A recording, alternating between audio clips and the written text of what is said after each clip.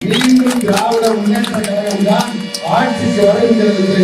இன்னைக்கு ஒடுக்கத்தோடு ஊதப்பட்ட சங்கு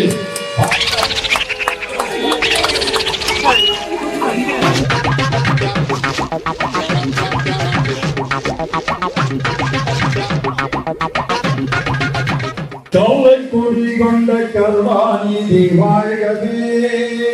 என்ன அருமையான சகனமாங்க சங்க ஊது. இன்னைக்கு எதிர்கட்சிகளுக்கு மீண்டும் திராவிட முன்னேற்ற கழகம் தான் ஆட்சிக்கு வருகிறது. இன்னைக்கு ஒடுக்கத்தோடு ஊதப்பட்ட சங்கு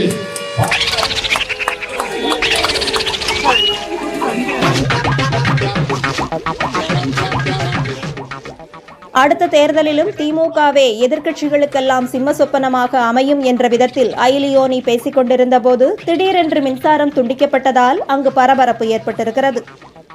சகுனத்தின் மீதெல்லாம் நம்பிக்கை இல்லாத பகுத்தறிவுவாதிகள் திமுக ஆட்சி அமைக்கும் என்று பேசிக் கொண்டிருக்கும் போது மின்சாரம் துண்டானதை என்ன விதமாக எடுத்துக்கொள்வார்கள் என்று பொதுமக்கள் விமர்சித்து வருகின்றனர்.